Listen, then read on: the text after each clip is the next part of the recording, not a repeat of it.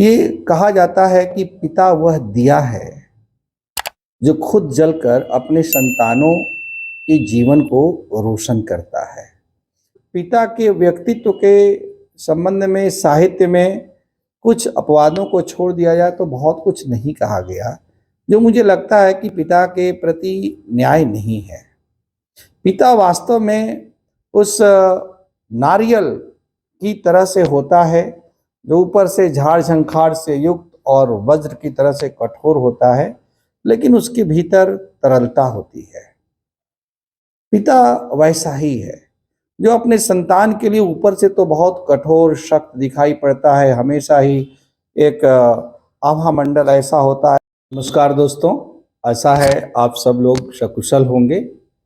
इधर परिस्थितिजन्य कारणों से काफ़ी दिनों से मैं वीडियो अपलोड नहीं कर पाया एक्सीलेंट आईएएस एकेडमी के अपने इस चैनल पर। इसके लिए हमें खेद है।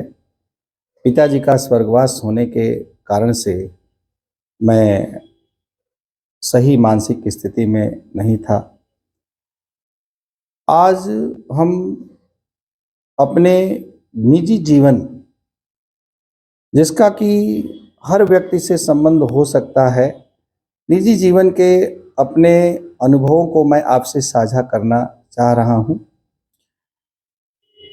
ये कहा जाता है कि पिता वह दिया है जो खुद जलकर अपने संतानों के जीवन को रोशन करता है।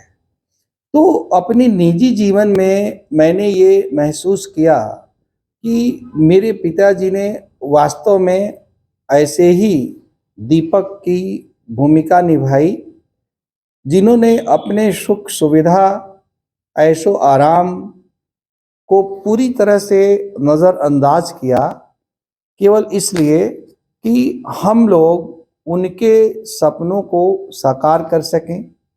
एक अच्छा व्यक्ति, शालीन, संस्कारवान इंसान के रूप में अपने को प्रस्तुत कर सकें और जीवन में अधिक से अधिक जो ऊंचाइयां संभव हो सके उन ऊंचाइयों को हम स्पर्श कर सकें। मेरे पिताजी ने सदैव इसके लिए दृढ़ निष्ठा के साथ अपने को समर्पित किया। पिताजी सभी के माताजी की तुलना में बहुत कठोर होते हैं और साहित्य में माँ के त्याग और बलिदान के लिए बहुत कुछ कहा जाता है और कहा गया है, लेकिन पिता के त्याग और पिता के व्यक्तित्व के संबंध में साहित्य में कुछ अपवादों को छोड़ दिया जाए तो बहुत कुछ नहीं कहा गया, जो मुझे लगता है कि पिता के प्रति न्याय नहीं है।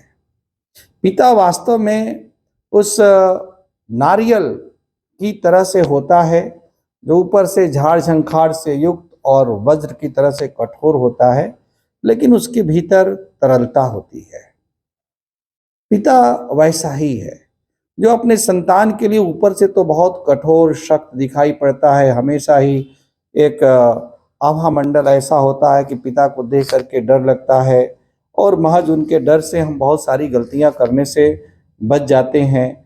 अपनी कोई इच्छा या अपनी कोई फरमाइश भी होती है तो हम लोगों की पीढ़ी के जो संतानें होती थी वो पिता से कहने का साहस नहीं कर पाती थी और पिता के बदले अपनी माँ से कहा करती थी, फिर माँ पिताजी से कहती थी और पिताजी फिर उस चीज़ को पूरा किया करते थे।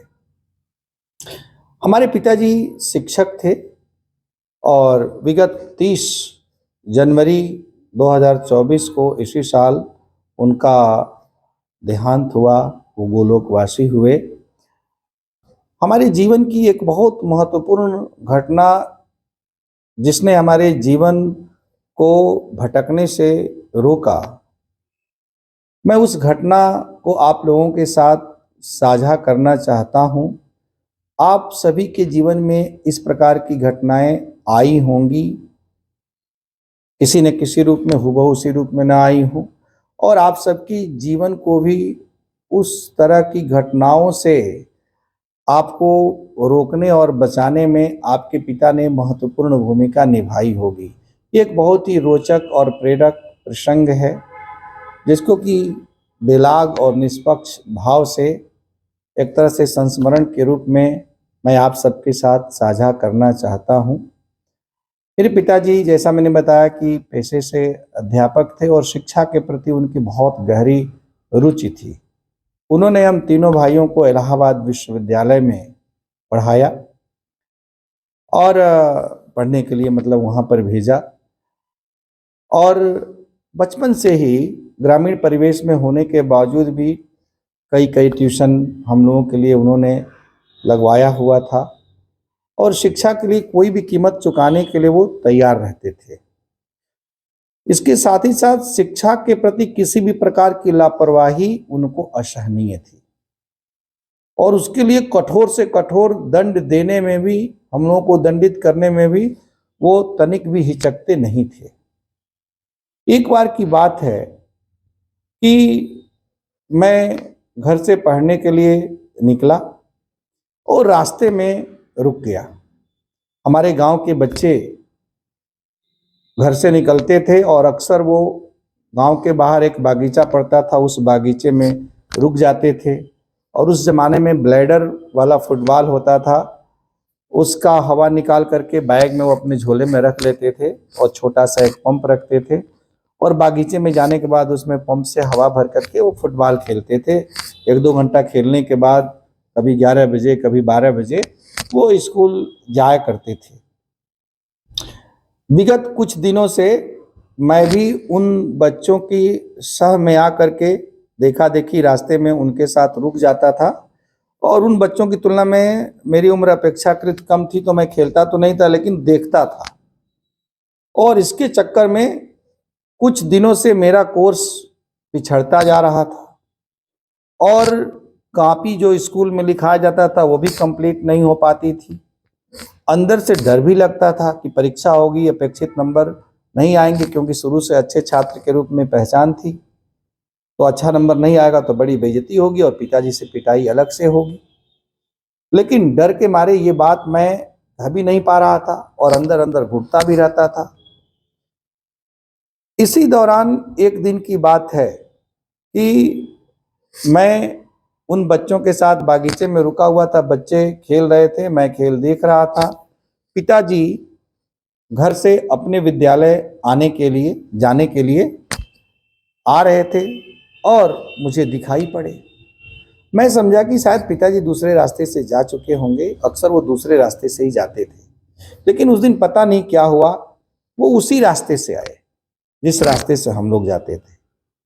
अब जब मैंने उनको देखा तो मुझे तो काटो तो खून नहीं वाली स्थिति हो गई और हमारे पिताजी का पूरे गांव भर में दहशत था और गांव के सारे बच्चे पिताजी को पिताजी ही कह करके बुलाया करते थे। अब सब लड़के डर के मारे बोले, पिताजी आ गए, भागो भागो भागो, और सब बच्चे भागे।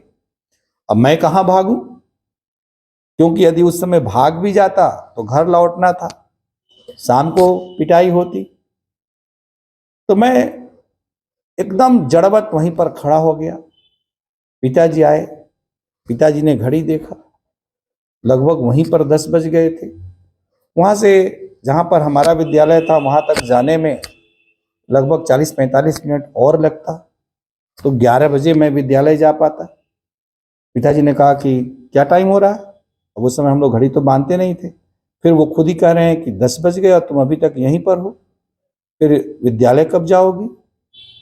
इसका मतलब तुम रोज ऐसे ही रुकते होगे, रोज लेट विद्यालय जाते होगे, पढ़ाई नहीं करते होगे। और उसके बाद पिताजी ने पहले थप्पड़ों से मुझे पीटना शुरू किया।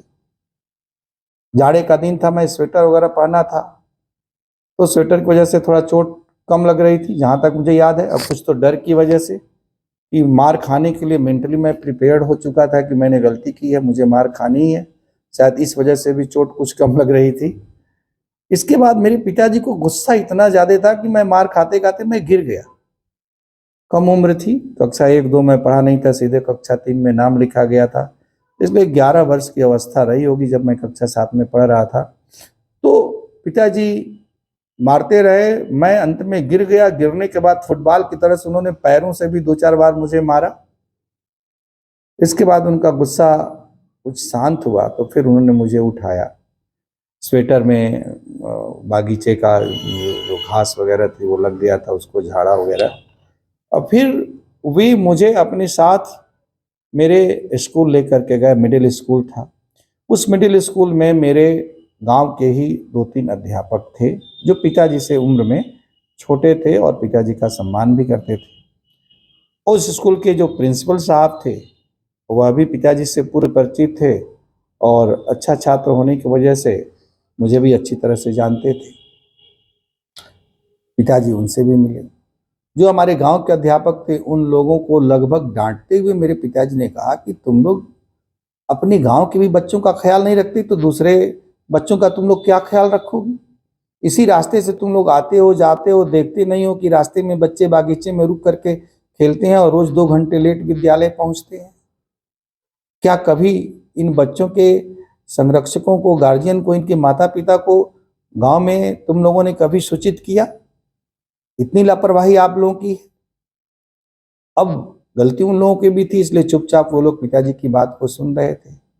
फिर जो प्रधानाचार्य महोदय थे उनसे पिताजी ने कहा कि मेरे बच्चे का नाम मुझे कटवाना है, यहाँ नहीं पढ़वाना है, और उन्होंने तत्काल उनसे ट्रांसफ़र सर्टिफिकेट लिया।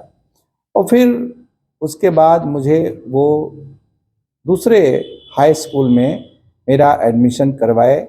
इस हाई स्कूल में मेरे बड़े भाई साहब और मेरी बड़ी दीदी पहले से पढ़ चुकी थी और उस हाई स्कूल के सभी शिक्षक पिताजी से पूर्व परिचित थे।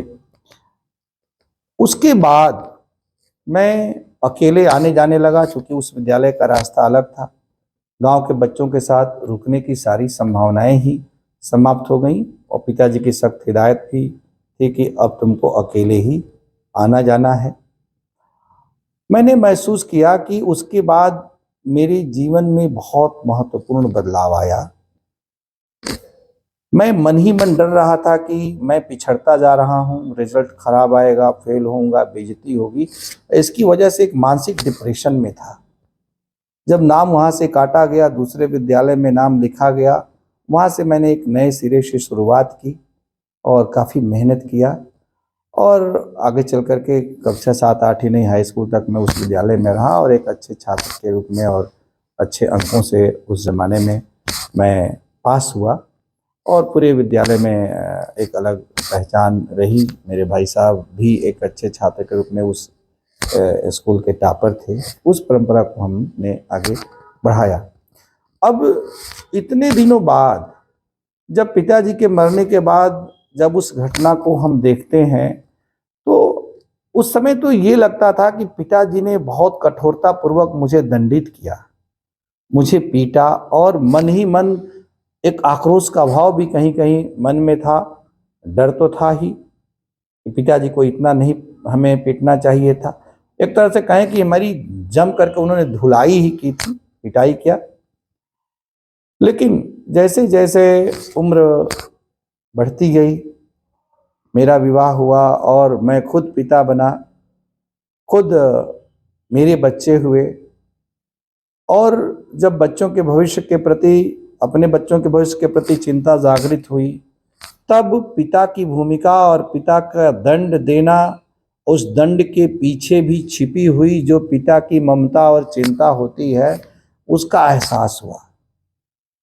और आगे चल कर के पिता के द्वारा उस समय दंडित किए जाने की जो अनुभूति थी, जो कभी दुखद महसूस होती थी, एक सुखद स्मृति के रूप में मेरे मन में गहरे रूप में घर कर गई।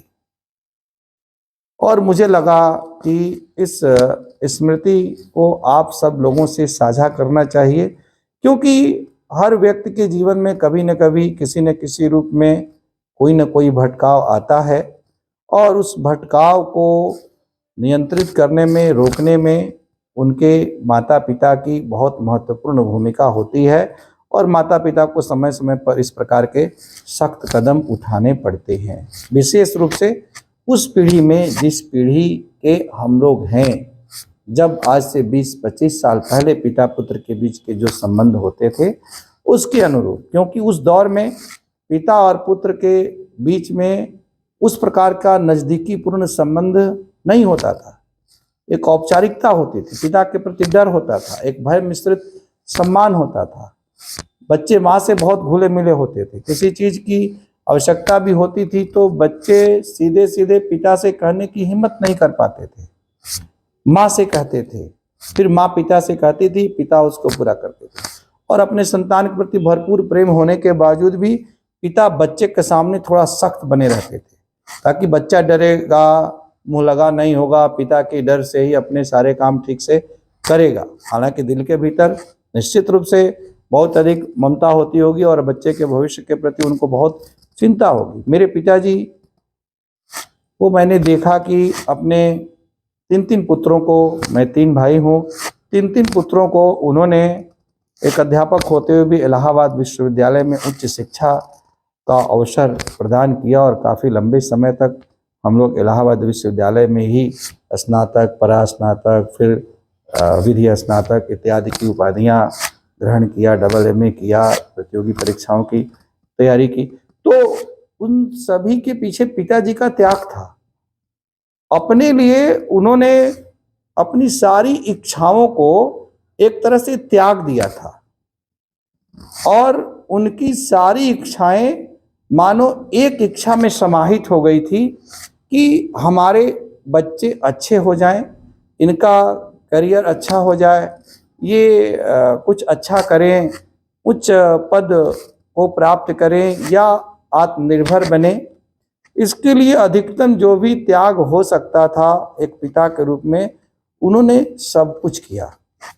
रात में कभी भी वो किसी दूसरी जगह पर, चाहे रिश्तेदारी में या कहीं पर, वो इसलिए नहीं रुकते थे कि घर पर हम लोग, पिताजी रहते थे और उनके कहने के अनुसार एक निश्चित समय पर पढ़ने के लिए बैठ जाते थे और भोर में पिताजी स्वयं उठाते थे। तो उनको ये लगता था कि यदि मैं नहीं रहूंगा तो शायद ये उठेंगे नहीं और पढ़ेंगे नहीं, इनकी पढ़ाई डिस्टर्ब होगी।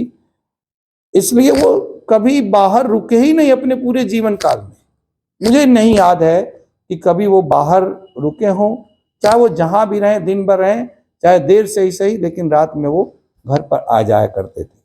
भोर में हम लोगों को पढ़ने के लिए उठा देते थे 3 से 3:30 बजे के आसपास में, मेरे और मेरे बड़े भाई साहब को। और ये नहीं कि उठाने के बाद वो सो जाते थे, उठाने के बाद वो उसी समय से जगे रहते थे और फिर सुबह कहते थे कि जो तुमने भोर में याद किया है या रात में पढ़ा है उसको कॉपी पर लिखो। और फिर उस कॉपी को चेक करते थे कि क्या हमने सचमुच में रात में पढ़ाई की है या बस केवल वैसे ही उठाने के बाद फिर से कहीं सो तो नहीं गए। इतना शिक्षा के प्रति उनका समर्पण था। इसलिए आज जब वो नहीं है तो उनकी एक एक बात हमें बहुत अंदर तक, हृदय तक जो है, मानस पटल पर उमड़ घुमड़ करके आ रही है और मुझे शब्द नहीं मिल पा रहे हैं कि मैं किन शब्दों में उसका बयान करूं। लेकिन इसके साथ साथ गर्व भी हो रहा है। जब पिताजी की चिता जल रही थी, मेरे जीवन का ये पहला अनुभव था श्मशान घाट पर अपने पिता की चिता को या किसी भी चिता को धू धू करके जलते हुए देखना, चिता की लपटों को ऊपर उठते हुए देखना। वहां पर एक दार्शनिक भाव से मैं इस घटना को देख रहा था कि जीवन की सच्चाई, जिसके बारे में पुस्तकों में हम बहुत पढ़ते हैं कि गौतम बुद्ध को जीवन कैसे निस्सार प्रतीत हुआ और इस प्रकार से कैसे उन्होंने जीवन व्यतीत करने के लिए कहा, कैसे गृह त्याग कर दिया, या महावीर स्वामी और तमाम लोगों के जीवन से। लेकिन एक आंखों देखी हुई कि वास्तव में जीवन क्या है और जीवन का अंत क्या है और ये शरीर क्या है और इस शरीर का अंत क्या है, अपनी आंखों से देखना और उसका अनुभव करना और किताबों में पढ़ना, फिल्मों में देखना, दोनों में जमीन आसमान का फर्क होता है। मैंने ये देखा कि कैसे आदमी अपने जिस शरीर की इतनी चिंता करता है, ब्रांडेड कपड़े चाहिए, ऐसा जूता चाहिए, ऐसा चश्मा चाहिए, ये चाहिए, वो चाहिए, क्रीम चाहिए, फेशियल चाहिए, मसाज चाहिए, और किस प्रकार से यह शरीर आग की लपटों पर रख दिया जाता है और आंखों के सामने देखते देखते ही ये राख बन जाता है। लेकिन उसी समय मुझे अपने पिता की जलती हुई चिता को देख करके कबीरदास की कुछ पंक्तियां याद आई। दरअसल छात्र जीवन में हिंदी साहित्य मेरा प्रिय विषय रहा और प्रतियोगी जीवन में भी, और कबीर मेरे बहुत प्रिय कवि थे। तो उनकी वह पंक्ति मुझे याद आई जिसमें कबीरदास ने स्वयं अपने लिए ही कहा था कि सो चादर सुर नर मुनि ओढ़िनी, ओढ़ के मैली कीनी चदरिया। सो चादर सुर नर मुनि ओढ़िनी, ओढ़ के मैली कीनी चदरिया। दास कबीर जतन से ओढ़िनी, ज्यों की त्यों धर दीनी चदरिया। यहाँ पर चादर यह शरीर है, नश्वर शरीर रूपी चादर। कबीरदास उसी की बात करते हैं। तो वो कहते हैं कि जब हम जन्म लेते हैं अर्थात शरीर धारण करते हैं, शरीर रूपी चादर, तो मृत्युलोक में जो कोई भी आया, ऋषि हो मुनि हो, यहाँ तक कि स्वर्गलोक के देवता भी यदि सशरीरी होते हैं तो उन्होंने इस शरीर से कुछ गंदे काम किए और इस शरीर को कलंकित किया। लेकिन कबीरदास स्वयं के बारे में ये कह रहे हैं कि उन्होंने बेदाग निष्कलंक जीवन व्यतीत किया। कह रहे हैं कि दास कबीर जतन से ओढ़िन, ज्यों की त्यों धर दीनी चदरिया। यत्न के साथ अपना जीवन व्यतीत किया, इस शरीर को किसी भी गंदे कार्य में प्रयुक्त नहीं किया और इस शरीर का वो जस का तस छोड़ करके परित्याग करके वही संसार से विदा हो गए। तो अपने पिताजी के जलती हुई चिता और उस पर रखे हुए शरीर को देख करके बरबस ही कबीरदास की पंक्तियां मुझे याद आ गई और मुझे अपने पिताजी पर बहुत गर्व की अनुभूति भी हुई, क्योंकि पिताजी का जीवन भी इसी प्रकार का निष्कलंक जीवन था।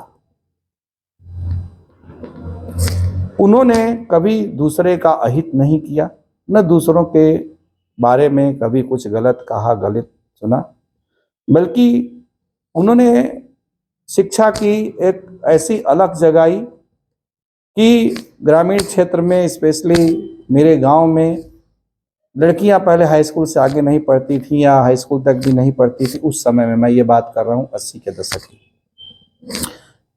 लेकिन मेरी सिस्टर ने जब उसके आगे पढ़ाई शुरू की तो मेरी दीदी के देखा देखी अन्य लड़कियों की शिक्षा दीक्षा आगे की शुरू हुई। ऐसे ही पिताजी ने हम लोगों को इलाहाबाद पढ़ने के लिए भेजा, तो गांव के अन्य लोग भी प्रेरित हुए और इलाहाबाद पढ़ने के लिए जाने लगे और उसका परिणाम ये हुआ कि कई लोग प्रशासनिक सेवाओं में चयनित भी हुए और मेरे बड़े भाई साहब तो पूरे उत्तर प्रदेश में उन्होंने न्यायिक सेवा में टॉप किया था।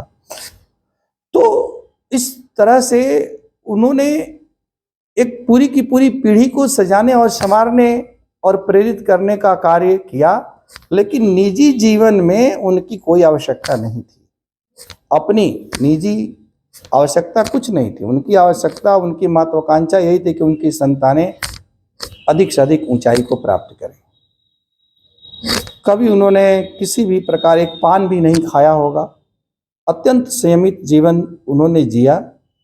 किसी को किसी भी रूप में उन्होंने छल कपट से किसी को कष्ट पहुंचाने की कोशिश नहीं की होगी और अपने मूल्यों और अपने शर्तों पर उन्होंने अपने जीवन को जिया। तो मुझे बस याद आया कि पिताजी इस शरीर को छोड़ करके जा रहे हैं, तो वास्तव में इस शरीर को जिस रूप में उन्होंने प्राप्त किया उसी रूप में इस शरीर को छोड़ करके निष्कलंक जीवन जी करके इस संसार से जा रहे हैं। वह दृश्य जो जीवन की एक सच्चाई है और हर व्यक्ति की अंतिम परिणति उसी रूप में होनी है। न जाने क्यों अत्यंत दार्शनिक भाव मन में उत्पन्न हुआ। उस दार्शनिक भाव के साथ साथ अपने पिता के प्रति गर्व का भाव भी उस समय उत्पन्न हुआ। इसके साथ ही साथ मरने से एक जो भय, मृत्यु नाम से एक जो भय उत्पन्न होता है, उस दिन के बाद से मैं पूरी ईमानदारी के साथ ये कहता हूँ कि जब चिता को जलते हुए अपनी आंखों से मैंने देखा और लगभग 2.5 घंटे मैं चिता से महज 10 फीट की दूरी पर खड़ा होकर के एकटक खड़ा होकर के देखता रहा तो हमेशा हमेशा के लिए मृत्यु का भय निकल गया। आज पिताजी को मरे हुए लगभग 16-17 दिन हो गए, लेकिन ऐसा लगता है कि पिताजी अदृश्य रूप में हमारे साथ हैं और उनके द्वारा दिए गए संस्कार हम लोगों में आजीवन उसी तरह से बने रहेंगे। पिताजी के मृत्यु के बाद उनके चित्र पर माल्यार्पण करते हुए मैंने मन में यही संकल्प भी लिया कि आपने जो सीख दी, जो शिक्षा दी, जिन मूल्यों को हम लोगों में आरोपित किया, उसका हम आजीवन पालन करेंगे और उससे किसी भी प्रकार से डिगेंगे नहीं। और जीवन में चाहे कितनी भी बड़ी से बड़ी विषमता आ जाए, बड़ी से बड़ी बाधा आ जाए, हम ऐसा कोई भी कार्य नहीं करेंगे जिससे कि पिताजी के ऊपर, उनके मान सम्मान के ऊपर किसी भी प्रकार की आँच आए। मुझे लगा कि इन बातों को आपके साथ शेयर करना चाहिए। हालांकि मैं सिविल सर्विसेज के अपने क्लास में प्रसंगवश बच्चों के साथ इस घटना को पहले एक बार शेयर कर चुका हूं। मुझे लगा कि अपने इस बड़े ऑडियंस को भी इस घटना से अवगत कराना चाहिए, इसलिए बेदाग रूप में, निश्चल रूप में मैंने इस बात को आप लोगों के सामने रखा। बहुत बहुत धन्यवाद।